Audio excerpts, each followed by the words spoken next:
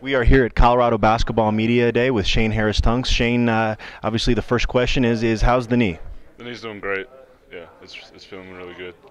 Just talk a little bit about your recovery from that torn ACL. When did you feel like you were close to 100% back?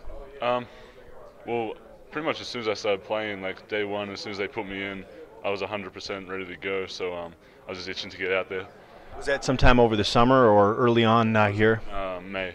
In May. Yeah. But you actually missed the first practice, full squad practice. Was that a different injury? Yeah, I just strained my quad in the weight room, so they just kind of sent me out as a just a couple of days, and it was fine. Yeah. How difficult was it last year? Obviously, knowing that the team could have really used your presence in there and not being able to help out. How difficult was that? It was just frustrating, really. I mean, just sitting there every day. When they're winning, you want to get out there and be part of it. When they're losing, you want to get out there and help. And just not being able to do it is just frustrating, really. Being back in the mix this year, talk a little bit about your strengths and what you're going to add to the team.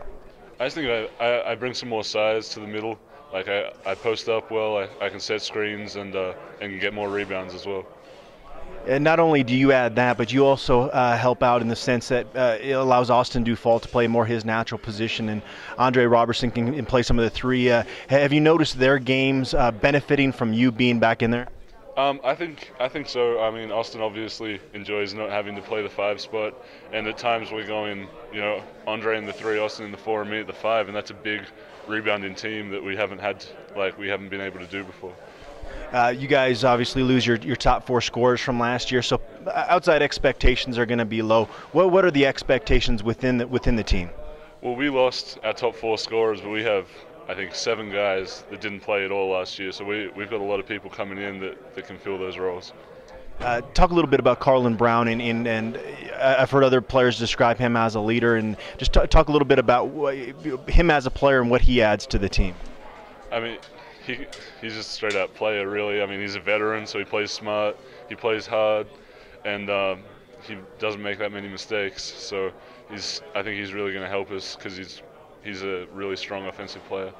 Is his style of play similar to an Alec Burks or a Corey Higgins? Are there certain aspects of their game that you see in his? There are certain aspects of it, but I wouldn't compare him to those two just because just his body type alone just separates him from those two. He's a lot more powerful than what those two were. Yeah. Ben Mills, is he a guy? I know you're still young here in your career, but he's even younger. Do you take him under your wing at all and try to help him along as a player? Yeah, I mean, we're a close-knit group here. If I'm having a bad day, he'll help me out too. I mean, so everyone's just helping each other when we need it. When we see something that they're not doing right, we take them to the side and try and help them correct it. Which of your teammates have made the most improvement from last year? The guys that are returning off last year's squad. I think Austin's had a really good summer.